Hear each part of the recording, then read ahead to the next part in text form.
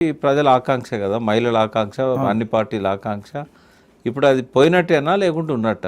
మీరేమడుగుతారు? అడిగితే ఏమంటారు మీరు? అంటే మళ్ళీ ఇంకోసారి పెట్టే అది ఇప్పుడైతే పోయినట్టే కదా. అవును సార్, పోయింది. పార్లమెంట్ సాక్షిగా ప్రత్యేక సమావేశాలు పెట్టినప్పుడు పోయింది. అంటే ఇదే ప్రచారం బీజేపీ ఏం చేస్తుందంటే, మహిళా బిల్లు పెడితే వీళ్ళు ఓడించారు ఈ ప్రతిపక్షాలు, మహిళా బిల్లు పెడితే వీళ్ళు ఓడించారు అని ఇప్పుడు పశ్చిమ బెంగాల్లో పొద్దున్న నుంచి ప్రచారం మొదలుపెట్టిన, తమిళనాడులో మొదలుపెట్టారు.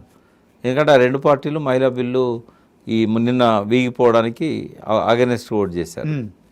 వాస్తవంగా మహిళా బిల్లు ఆమోదయోగ్యమై అందరి ఆమోదాన్ని పొంది రాష్ట్రపతి సంతకంతో చట్టం కూడా అయింది. అది అయిందా కాలేదా? ఆల్రెడీ అయింది. అయినాక మళ్ళీ ఎట్లా పోతుంది?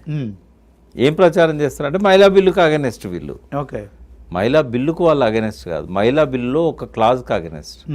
అది కూడా అగెనెస్ట్ కాదు.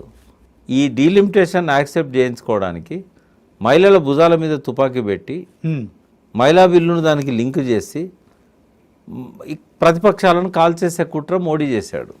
రివర్స్ అయిపోయింది. రివర్స్ ఏం కాలే, ఆయన 100% సక్సెస్ అయ్యాడు. మోదీ సక్సెస్. నేను ముందే చెప్తున్నా మీకు, రెండు రాష్ట్రాల కోసం బిల్లు ఓడిపోవాలి. ఆ ఓడిపోవడానికి కారణం ప్రతిపక్షాలను చూపడానికి, తద్వారా మమతా బెనర్జీని, స్టాలిన్ ను దోషులుగా నిలబెట్టడానికి మోడీ చేసిన కుట్ర.